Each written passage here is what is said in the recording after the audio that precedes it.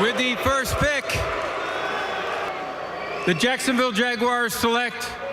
If the Jacksonville Jaguars get the number 1 pick in the NFL draft, it will be the 3rd time in 5 years. This would also be a historic feat, as no other team in the NFL has ever got the number 1 pick 3 times in the space of 5 years. The teams like the Ravens, the Seahawks and the Broncos have never picked number 1 overall. And if this does happen, I want to assess the 3 options the Jacksonville Jaguars have with the number 1 pick. What's up, everyone? This is Jag Central and I hope you're all doing well. At the time of this recording, the Jacksonville Jaguars are currently projected for the number 1 pick in the 2025 NFL Draft.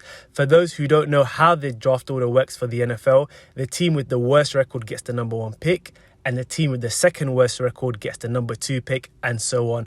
A little different to the way the NBA does it, where teams with the worst record enter a lottery for the number 1, number 2, and number 3 pick, but the team with the worst record has the best chance of getting it.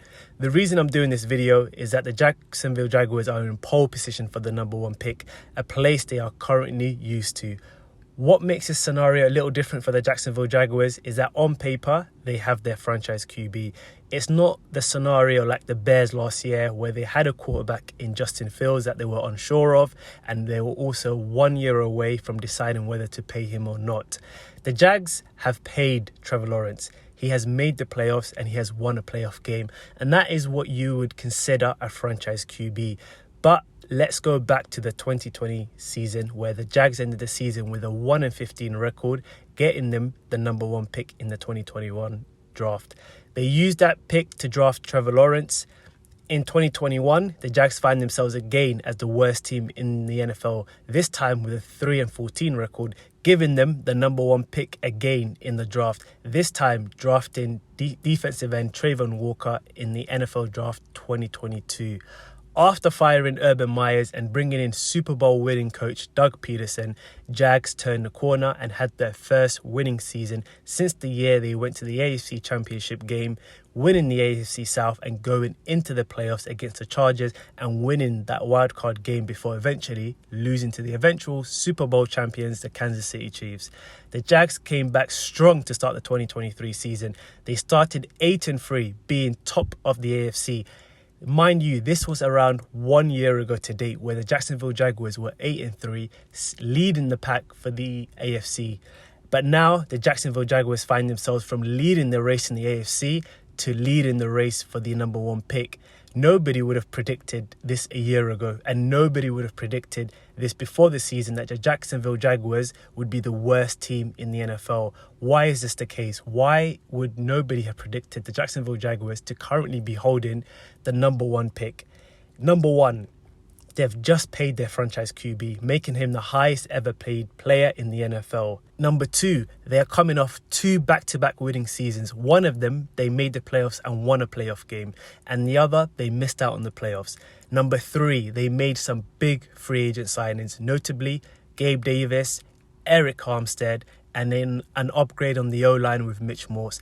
And they also managed to draft a wide receiver from LSU in Brian Thomas Jr. Number 4, they have a Super Bowl winning coach in Doug Peterson. Number 5, they have a plethora of talent on offense with Kirk, Gabe Davis, Brian Thomas Jr. and Evan Ingram. And this is all on paper. And on defense, this is number 6. On defense, elite pass rushers in Trayvon Walker, Josh Allen. They have a talented linebacker in Foye Oluokun, and they also have a great cornerback in Tyson Campbell. After all of this, how have the Jacksonville Jaguars found themselves in this position where they're holding the number 1 pick? To simply put it, the Jacksonville Jaguars just have not been good enough when it comes to the margins. They've lost 6 close games this season. A swing in any of those 6 games, they could be leading the race for the AFC South or be in the hunt for the playoffs. So, what are the 3 options that the Jacksonville Jaguars have with the number 1 pick? The first thing the Jacksonville Jaguars could do is start over and go full rebuild mode. This means by drafting a QB with the number 1 pick, the obvious choice at the moment is Shedeur Sanders. If the Jags decide to take this route, this only works and makes sense if the Jags trade Trevor Lawrence. How would this work? They would first need to find a suitable compensation package for Trevor Lawrence in terms of picks and players. A recent quarterback who got traded in a similar scenario was Justin Fields last year. The Bears got a conditional 6th round or 5th round pick, I can't remember exactly, but teams weren't willing to give a haul to a team that were willing sellers, and they knew that the Bears weren't going to keep Justin Fields, and this would make the least sense for the Jacksonville Jaguars to take this as an option. The second option that the Jacksonville Jaguars have is to use the number 1 pick to acquire the best non-QB in the draft. People would say this is the riskiest option, as if the player ends up being a bust, it is a wasted pick. However, looking at the last 3 years and the top 3 selected non-QBs, almost all haven't been failures, and most are stars or game changers in their teams. So if we look at the 2023 NFL draft, we got Will Anderson Jr., we got Devin Witherspoon, and we got Paris Johnson Jr. In the 2022 NFL draft, you've got Trayvon Walker, Aiden Hutchinson, Derek Stingley, and then we'll also give an honorable mention to Sauce Gardner, who's the 4th non-QB picked. In the 2021 NFL draft, we've got Kyle Pitts, Jamar Chase and Jalen Waddle, and then we'll give an honorary mention to the 4th non-QB picked, who's Penei Sewell, who's probably the best or one of the best offensive linemen in the league. As you can see, these early non-QB picks are more hits than misses. The third and final option for the Jags is to use the number 1 pick to accumulate more capital to help the Jacksonville Jaguars fill out the roster with young, talented players and potentially use it to acquire ready-made talent in the league. This draft class isn't like the previous draft class where there were a plethora of QBs. I think there were 6 QBs taken in the first 12 picks. In this upcoming draft, there are 2 QBs projected to go in the top picks, so there is a scarcity of QBs. So this draft class just makes it a higher demand for the top picks, and there are many teams who need a QB, such as the Giants, the Raiders, and potentially other teams who are looking to move off their current QBs.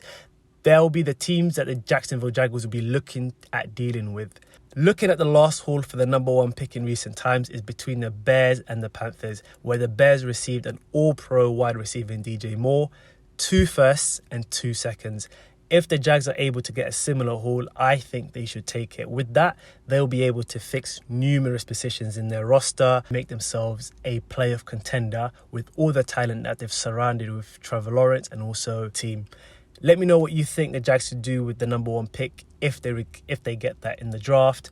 Do you think they should start all over, trade Trevor Lawrence and get a new QB? Do you think they should just use the pick to get the best non-QB on the board? Or do you think they should use the number 1 pick to acquire more draft capital and more players? Thank you guys for watching. This is Jag Central, and please don't forget to subscribe and like and comment.